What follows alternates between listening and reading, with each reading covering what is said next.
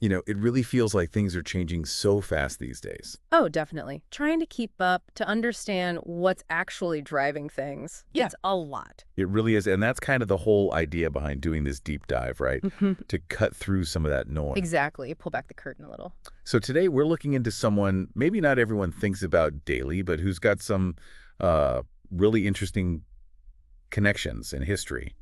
Steve Case. Yeah, this came up from a listener suggestion, actually. Someone pointed us to some research on his background, and, well, it's quite a story.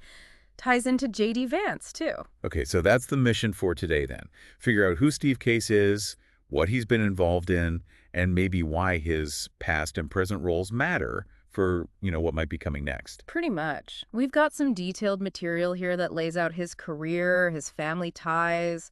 Some surprising links pop up. All right, let's jump in. Steve Case. The name probably rings a bell for a lot of people, especially if you were online in the 90s. Right now, he's chairman and CEO of Revolution, that's his investment firm, also involved with Revolution Growth and the Case Foundation. But the big one, the reason most people might know him. AOL, America Online, co-founder, former chairman, and CEO. For so many people, AOL was the internet back then. It's almost nostalgic. Totally. That dial-up sound, the waiting. Oh, God, that sounds burned into my brain. And AIM, AOL Instant Messenger. Yes. Crafting the perfect away message. Spending hours on that. Yes. And then the little voice, "You've got mail." Iconic. Just iconic. There's actually a YouTube link people can check out if they want a real blast from the past. We should put that in the notes. But okay, Steve Case wasn't born online, obviously. His background before tech is interesting, too. Yeah, it is. His dad, Daniel H. Case, a really prominent figure in Hawaii. Longtime attorney. Distinguished record, it looks like. Navy SEAL, president of the Rotary Club, Hawaii Bar Association, trustee at Punahou School. Yeah, Punahou School. That's where Steve Case went, too, actually. And his dad sat on several company boards, big local ones like Hawaii Publishing, Maui Land and Pineapple, even chairman of Grove Farm. And both father and son went to Williams College on the East Coast. Seems like a strong family pattern there. Definitely. And before Steve got into the online world, his first jobs were, well, not tech. Right. Procter & Gamble assistant brand manager. Yeah. Then Pizza Hut, manager of new pizza marketing. Pizza Hut. It's kind of a surprising detour, isn't it? It really is. Yeah. So how did he make the jump to, the internet? Well, the story goes he was hired by a guy named Bill Von Meister. The company was called Control Video Corporation. Control Video. What do they do? Get this. They offered online services, like games, for the Atari 2600. Way back. For Atari. Wow. That's early days. Super early. And that company, Control Video, it didn't stay that way. It became Quantum Computer Services, or QCS, in 1985. Jim Kimsey came in as CEO, Mark Seraph as CTO. It's like QCS, and they started adding more services. Exactly. Things like Quantum Link, Apple Link, PC Link, broadening out. And then in 1989, they rebranded. To AOL. To AOL. That's the one. But how did Steve Case even get connected with that first company? Control Video. Ah, see, that's another key piece. It involves his brother, Dan Case III. His brother? Yeah, Dan Case III. He was a big-time investment banker, chairman at J.P. Morgan, Hambrecht and Quist, or H&Q as it was known. And he was the one who introduced Steve to Bill Von Meister. No kidding. So that family connection was crucial right at the start. Absolutely pivotal. And Dan Case himself was a major player, especially in tech finance, H&Q. I mean, they were early investors or underwriters for a ton of huge names. Like who? Genentech, Apple, Netscape, Adobe, Amazon. Think about that list. H&Q was the lead underwriter for the IPOs of both Apple and Amazon. Lead underwriter for Apple and Amazon's IPOs. Wow, that's massive influence. Huge. Dan Case was right there financing the revolution, you could say. And he did very well personally, too. When Chase bought H&Q in '99, reports say his payout was substantial, around $94.5 million. Okay, so Chase bought H&Q. And Dan Case stayed on. Yep. The new unit became Chase Securities West. He was CEO. Later folded into J.P. Morgan Chase, becoming J.P. Morgan H&Q. So while Steve's building AOL into this household name, his brother Dan is this powerhouse in tech finance, funding the ecosystem. And Steve wasn't doing badly either. His AOL stake reportedly hit something like $1.6 billion at its peak. $1.6 billion. Incredible. Two brothers right at the center of the tech boom. And Dan had influence beyond finance, too. He was on boards like the National Science and Technology Medal Foundation, the Tech Network Board, even the NYSE Nominating Committee, deeply embedded. It sounds like a period of just incredible success, almost unstoppable momentum. It really seemed that way, but, things rarely stay simple. The story, it takes a turn. Okay. What happened? Well, remember, Chase acquired H&Q in '99. That put Dan Case reporting to Jimmy Lee Jr., who was vice chairman at Chase. Jimmy Lee, another big name in finance, right? Oh, yeah. A legend in investment banking. He was involved in enormous deals, the Chase acquisition of H&Q itself, obviously, but also the Alibaba IPO, GM's IPO after the bailout, the government selling AIG stock, the Dell buyout. Facebook and Twitter IPOs, too. News Corp buying Dow Jones. Yeah. United buying Continental. All of those, yeah.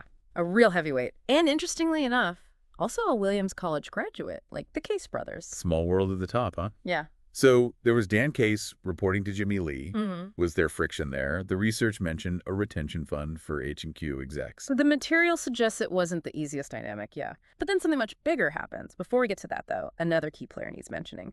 Kleiner Perkins. The venture capital firm. Exactly. Crucial early funders for, well, a huge chunk of Silicon Valley history.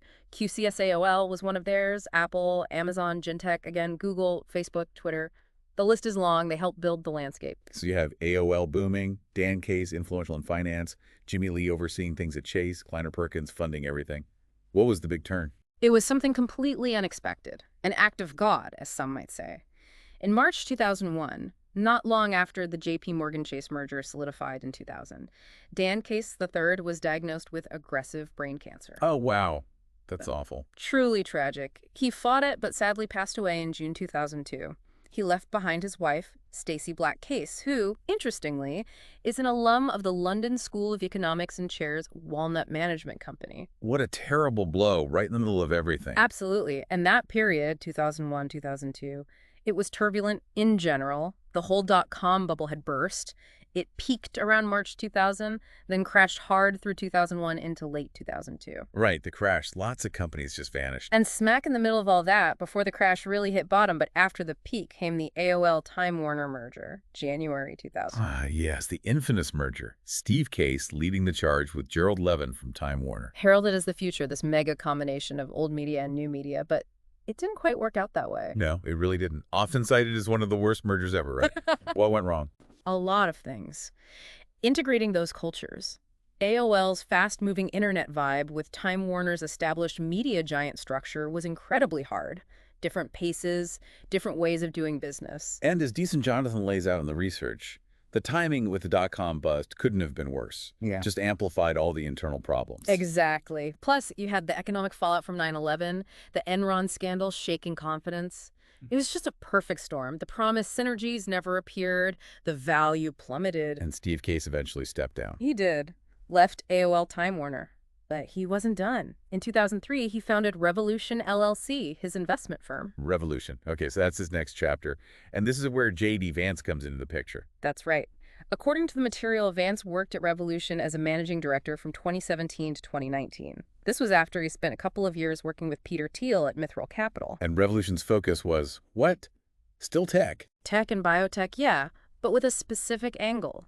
Investing in growth companies outside of Silicon Valley and New York City. The rise of the rest idea. Finding innovation in other parts of the country. Interesting. And the research Canifin, Decent Jonathan did, highlights a couple of Revolution's investments. It does. Specifically mentions Clear, the airport security screening company run by Karen Seidman Becker, and also Tempest AI. Decent Jonathan notes these companies have drawn some attention and discussion. Okay. And Vance was there for a couple of years. Until 2019. Then he left to start his own firm, Naria Capital. Naria Capital, doing something similar. Apparently so, yeah. Same kind of strategy, looking for investment. To know your names. Peter Thiel again, Mark Andreessen, Eric Schmidt. So quite the network there. Thiel, Andreessen, Schmidt, all major figures from the tech world. Okay, so let's recap the path a bit. We have Steve Case, co-founder of AOL, this iconic early internet company. His brother Dan, a key financial player behind the scenes.